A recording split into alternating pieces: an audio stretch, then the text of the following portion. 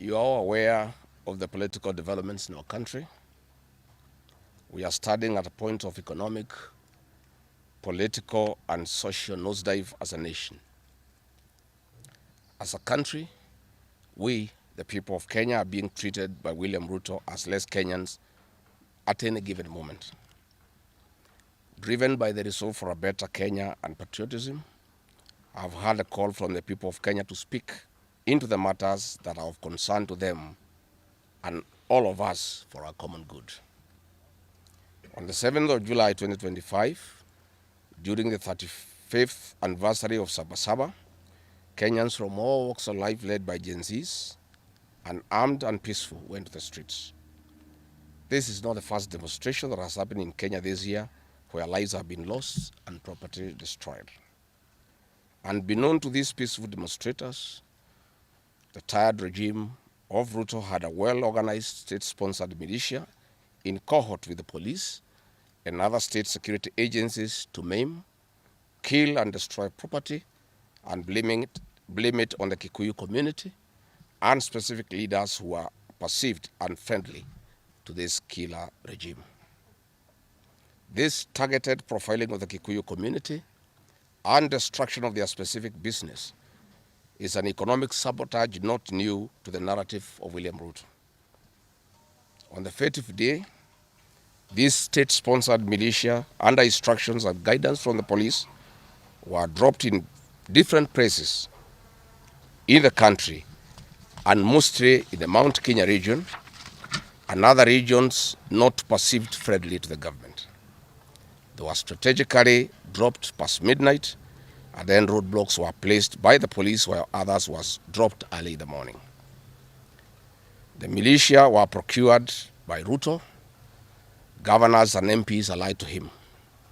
These regions included Nairobi, Kiambu, Kajiado, Kisii, Nyeri, Murang'a, Kiambu, Kirinyaga, Meru, Nyandarua, Kajiado, Kitengela, Ongata-Rongai, Machakos, Embu, and in Wote.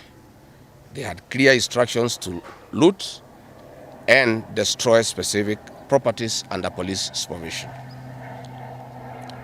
A killer squad of 101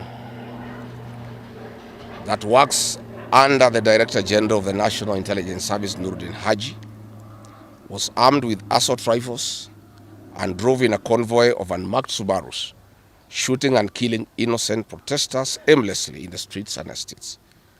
This squad in Subarus, hooded and masked against court orders, are disguising themselves as DCI's officers, yet we know they are not. In fact, I would like to clarify that the National Intelligence Service has procured Subarus to give an impression that this killer gang is from the DCI. The truth of the matter is that this has nothing to do with the DCI. This is the National Intelligence Service. And this squad of 101 people was formed when I was still in government. Officers were recruited from the Administration Police Unit for special training by NIS on abductions, killings, and cover-up. And this is a squad that is killing the people of Kenya. The killings and the business destruction pattern point to William Ruto's ethnic profiling narrative, which is a master with no rival. With a close coordination of PS Interior Raymond Omolo, this narrative was boosted online by state bloggers to spin the narrative.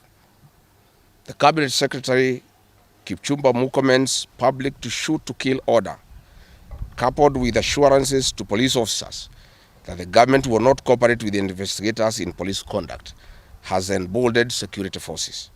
Police officers are now on record threatening citizens who are in their homes, boasting of their license to kill, acting with a confidence that can only come from the highest echelons of power. Mr. Murkomen's admission that these are not just instructions from him but orders from above removes any ambiguity about where responsibility lies. It will be recalled that in the run-up to the 2007 general election and its aftermath, the narrative of 41 against 1 was a masterpiece of William Ruto. The target was profiling Kikuyus against the rest of the country. To a large extent, he succeeded, and every Kenyan knows what happened, and it is also fresh in his mind of the ICC ordeal still hanging on the neck of William Ruto today. We remind William Ruto that his ICC cases are not yet over. They have been paused after witnesses disappeared. And what he is pretending over are crimes under the Rome Statute. It is clear history is repeating itself. And the architect William Ruto is back on the deck. He is hell-bent to finish his unfinished business with the people of Mount Kenya, destroy their businesses and make them black sheep of Kenya. Despite this horrible experience, the people of Mount Kenya voted William Ruto to a man in 2022 general elections against the advice of President Uhuru Kenyatta, whom Mr. Ruto had branded as a drunkard and a useless leader. Today, the people of Kenya, and especially the Mount Kenya region, feel sorry that they did not heed to the advice of Uhuru Kenyatta. These state-sponsored militia were key in touching of various parts of the country with ease of police assistance to prefer terrorism charges on specific people from the Mount Kenya region.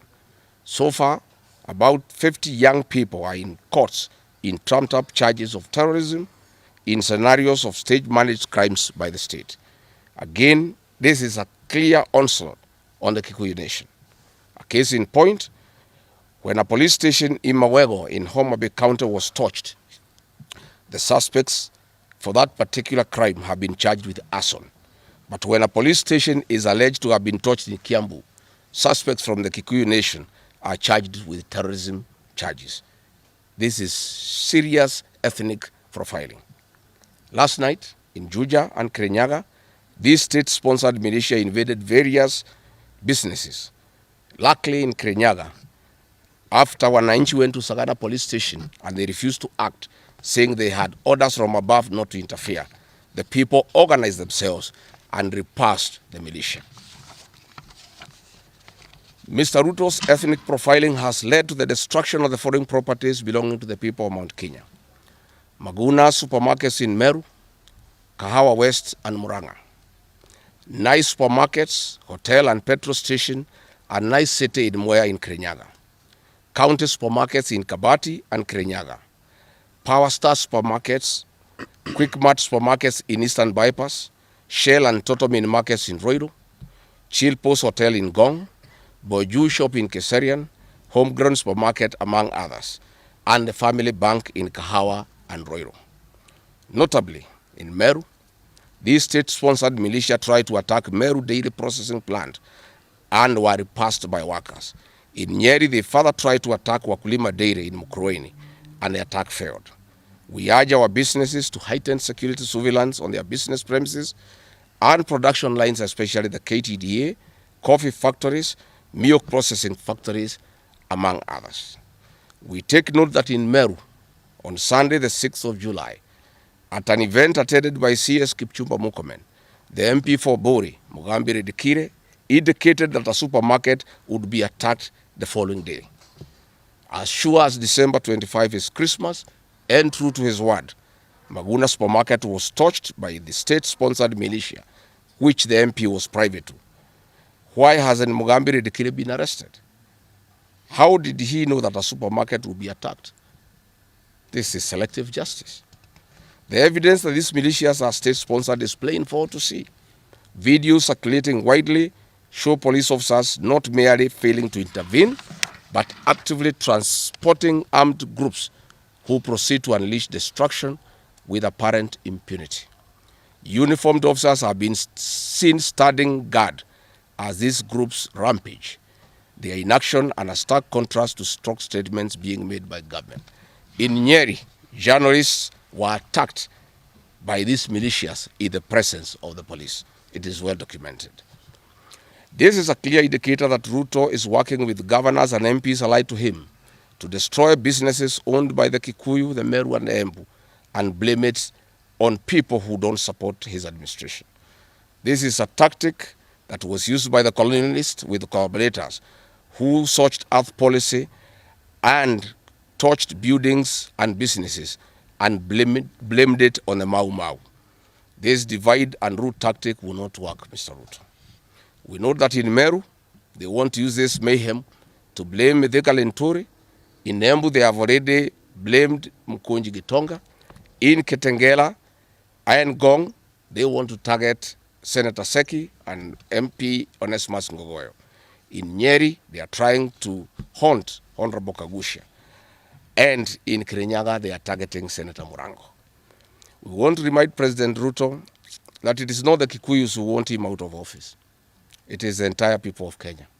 Kenyans are suffering equally across the country. That is why Kenyans have said, if you, Mr. William Ruto, believe that it is the Kikuyus who want you out, then all Kenyans are Kikuyus. I want to thank the people of Kenya for standing out against this tribal profiling of the Kikuyu. The people of Kenya yesterday did wonderful by saying that the Kikuyus should not be profiled. This morning, I've seen Ruto quivering and wailing in uncontrollable anger. Mr. Ruto, excessive anger is not a solution. I want, with a lot of humility, to advise you to stop being angry. That will not help. You need to know what you need to do because you have not been listening to the people of Kenya. The people of Kenya are more angry than you are. They are angry because you have overtaxed them. There is wanton corruption. There is abductions and extrajudicial killings. There is ethnic profiling and other ills that bedevil your administration. If you want to be calm, please abolish the housing levy and give dignity to the payslip. I have heard you saying that you cannot give jobs to the young people. Please restore the dignity of the payslip. Restore the capacity of the middle class. The middle class will give jobs to these young people. Stop killing and profiling the young people. Listen to them.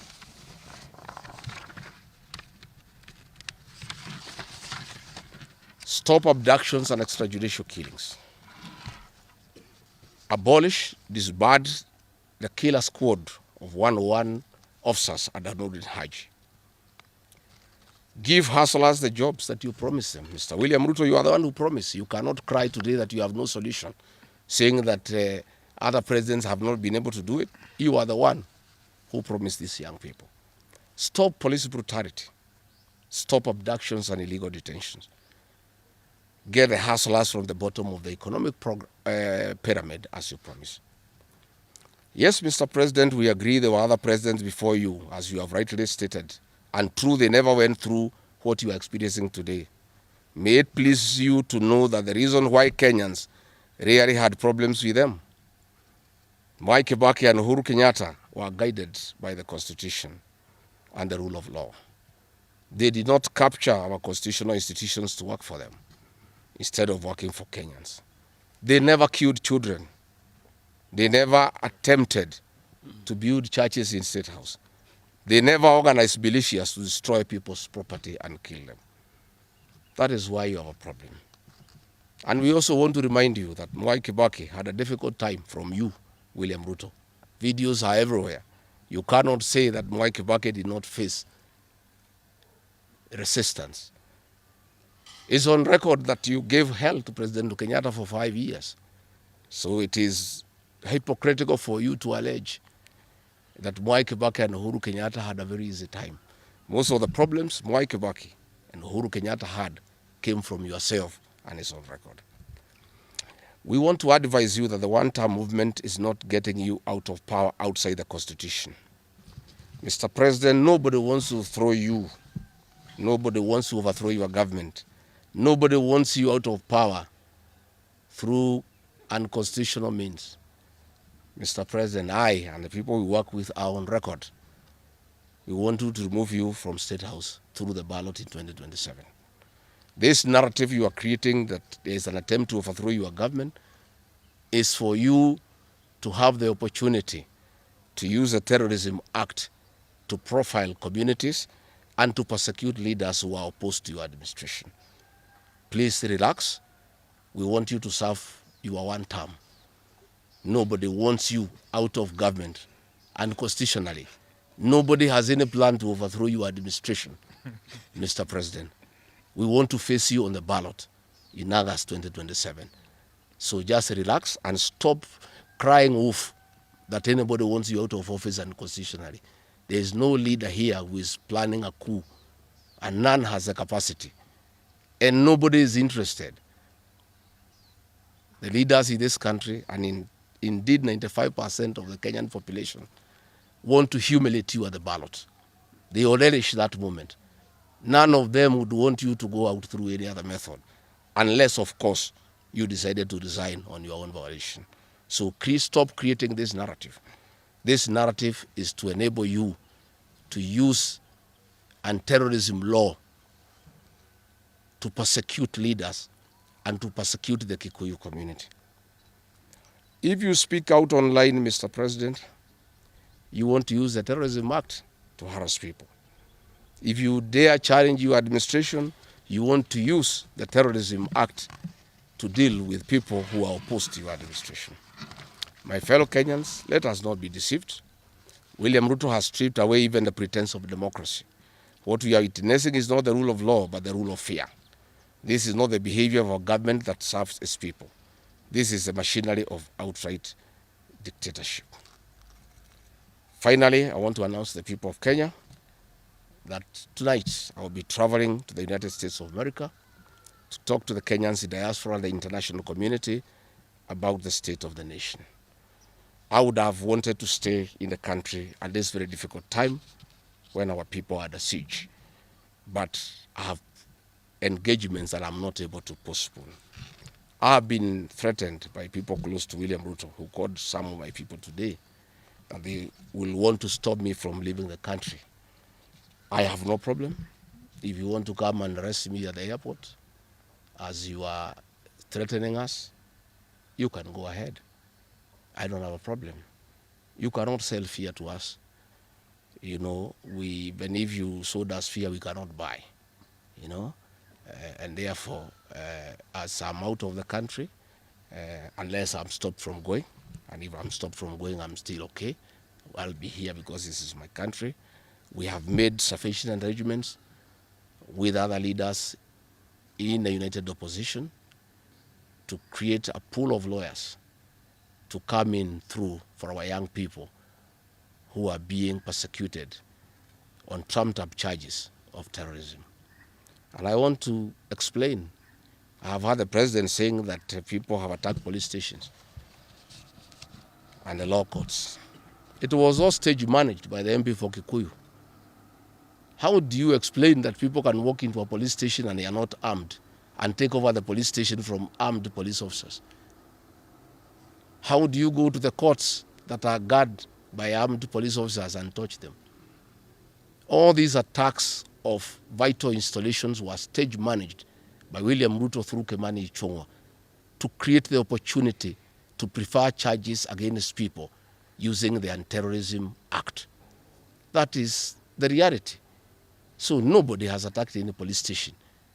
They were all stage managed by government. And what is happening is history is repeating itself. This is exactly what Moi did in the 80s against the Kikuyu community. After the abortive 1982 coup, he used sedition laws and the clandestine Mwa Kenya movement to profile the community and hold people into court, and they'll be taken by Bernard Chunga after 5 p.m. This is history repeating itself. I want to ask our people to be calm, to be cautious, and to be strong. I want to appeal to our young people, the Gen Zs. Looking at the scenario of what is happening and what William Ruto has planned, I want to ask my children, my sons and daughters, to consider applying the next onslaught against the President William Ruto by getting IDs and registering as voters so that they can deal with William Ruto on the ballot. Because I fear for them. Anytime they go out to the streets, they are killed like chicken. I would like to preserve to us these children. We would like to live with them. We would like to see them grow. And when we look at the desperation of William Ruto and the brutal force he is using against these children and the use of state militias to attack them, I would like to plead with them to consider, to join us, we in the opposition, by registering as voters And in 2027, we'll be able to get rid of President William Ruto. William Ruto, finally, let me ask you a question. The Kikuyu nation, the Mount Kenya people, you call tribalists every day. These people you are waging war against, their businesses, are the same people who voted for you, even after what you did to them in 2007. They forgave you and considered you as a person they can elect as president. You have turned against the community. You are trying to mobilize other Kenyans to profile them and to fight them, but they have refused. These same people from Mount Kenya have the capacity to support somebody else. It must not be you. And they proved that they are not tribal by voting for you when you are Kalenjin. They can vote for a Kamba. They can vote for a Kisi. They can vote for a Luya. They can vote for a Maasai. That sense of entitlement that you are having to the Mount Kenya vote is misplaced. They voted for you, yes. You betrayed them. You turned against them. They don't have to vote for you again. Please stop persecuting them into submission.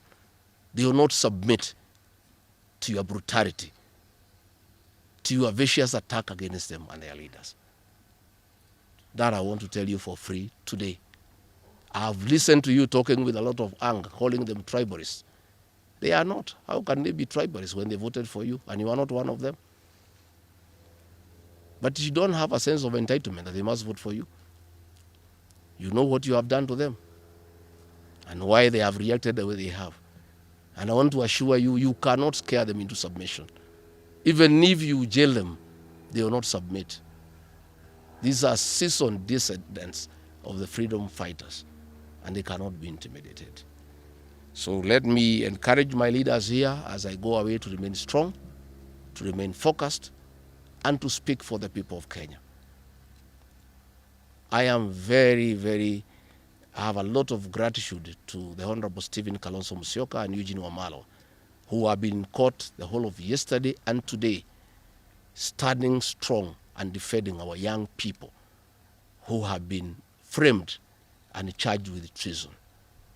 For those two leaders, I want to give them the gratitude of my community and our leadership. They have come through for a community when it's under siege, and we are indeed very, very grateful. I want to ask our leaders here to be vigilant and to continue speaking out to the people of Kenya. Should the situation get out of hand and I need to cut my trip short and come back to join the other leaders in defending our people and speaking for them, I will gladly do so. Thank you very much. Good. That's comprehensive. I don't think iko maswali hata kidogo. Labda ile watu ya Kameme iko na Iloro.